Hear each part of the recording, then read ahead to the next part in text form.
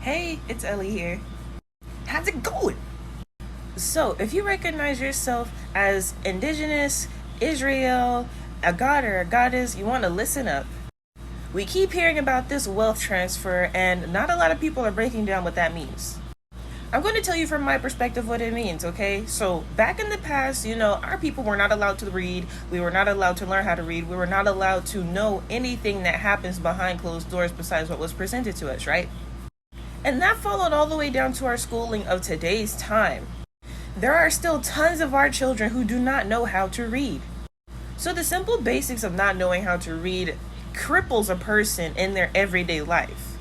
How is a person supposed to fill out a job application, fill out any type of medical forms, let alone do things like taxes and find out about how to obtain wealth and utilize wealth properly? This was all done intentionally, and it's up to us as a generation to make sure that this stops here and it ends completely here. There are many different ways to learn how to become literate. We now have audiobooks now. We have things like free classes for people to join to learn how to read. It's really a beautiful thing what has happened with the internet and just different communities in general. Now let's look at some of this information about generational wealth transfers and what is important here. They make this stuff boring on purpose, so pay attention as best as you can. Take notes, all right? Pay attention. What industry did you decide to pursue a career in? I was good at reading, writing, and comprehension, so I went to become a lawyer. And what type of law did you practice? I'm a corporate and trust lawyer. I focus on intergenerational wealth transfer, the transfer of business and wealth from one generation to the next, from your parents to you. And so you do a lot with kind of like wealth transfers. I'm curious to get your answer to this, but how can someone become wealthy in today's world? Two things. One is you learn, if you do the studies, if you put right now $100 a month in an IRA, when you're my age at age 60, you will have $3 million in the bank. Start a Roth IRA right now. And then number two, once you start creating value for society and people, money will come. But you don't need to be paralyzed by inaction because you haven't got it figured out. Act. One thing, lead to another thing, lead to another thing. Just move, just act, just do. People will tell you, follow your passion. Passion will come. Follow what you're good at. What was the greatest financial decision that you ever made throughout your career? Invest in myself. And what advice would you have for someone who's, finishing up law school right now, wanting to become a lawyer in 2022? Well, at that point, you have to have some passion and interest. A lawyer has the highest fiduciary capacity over your doctor or your priest. You need to take that seriously because if it's all about money, you'll lose. So, did you pay attention? If this sort of thing is new to you, it was kind of a lot to follow, so I'm going to break it down as much as I possibly can. So, you really want to pay attention to the fact that he said he's a corporate trust lawyer. So, corporate meaning he works with high net worth and level individuals, and trust meaning that they have certain documentation taken care of already. He said he focuses on intergenerational wealth transfer, right? So this is not the big wealth transfer that everyone's talking about. This is generational wealth from the parents to the children to the future grandchildren. He is ensuring that everything is taken care of fairly according to the way that the parents orchestrated it and making sure that outside influences do not affect what is actually happening when certain things are issued to the beneficiaries. The beneficiaries are the heirs, the children, whatever relatives were written in the wills or within whatever life insurance policies, things of that nature. He stated very clearly to work in an industry that you are good at. What skills are you good at? What skills are you capable of? And what also impacts your passion and your interest? We know a lot of this stuff is boring. However, we need to know things about the finance industry. So what in the finance industry do you find somewhat interesting? Behind every industry is someone as a financier taking care of things. And we also heard him mention to open a Roth IRA account, right? So that's also similar to a 401k or another type of retirement plan. These things are not just for you to save money with. With a Roth IRA or like a self-directed Roth IRA, you can deposit $6,000 a year into these accounts.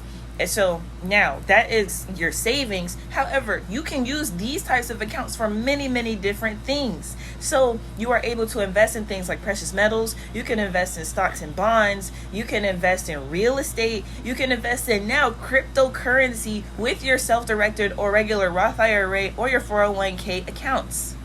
So again, this goes back to what benefits you and what piques your interest, what piques your passion individually. That is for your own retirement plan, for you to gain wealth. However, you can also go into these fields professionally, and you're able to provide these services and information for other people.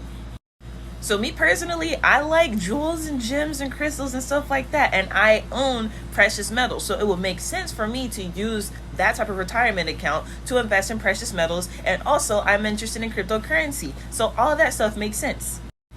And if you invest in paper assets such as dividend paying stocks, those dividends get paid back into your retirement account without it being accredited to the $6,000 limit every single year. We also heard him say that as a lawyer, he has the highest fiduciary control basically over somebody who has passed away, over a doctor or a priest. Who are at funerals? The people who help with the medical exams before the person completely passes away or when they pass away, and the priest who is hosting the funeral. So that's a pretty important position to be over somebody's wealth and taking care of their family. Here's a post that I made on Instagram last November. Wills, trusts, retirement accounts, estates, law, senior health, and wellness are the industries of study. Gentle, graceful gangsters, our career and industry choices of study are now focused on the above-mentioned professions. Whether you work directly in one or more of these industries or network with these professionals, it's imperative to keep up with the trends and new knowledge and advancements in these areas.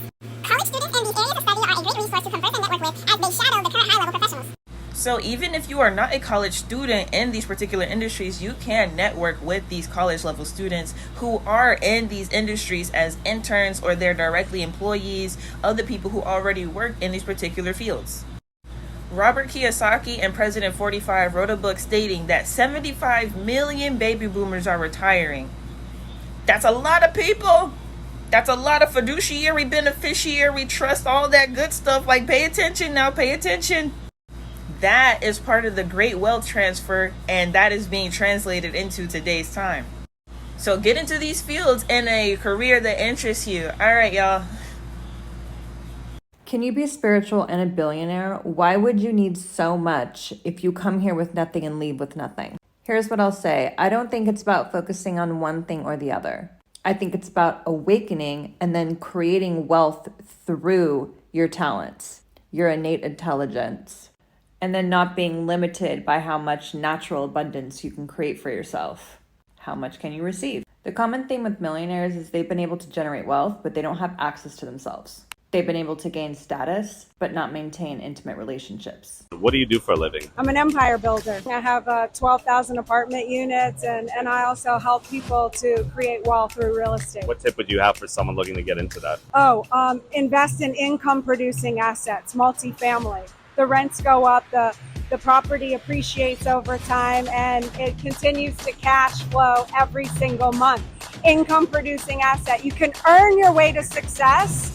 You can't earn your way to wealth. You want to create wealth, you need your money to work for you, whether you're sick or working or not, your money's working regardless.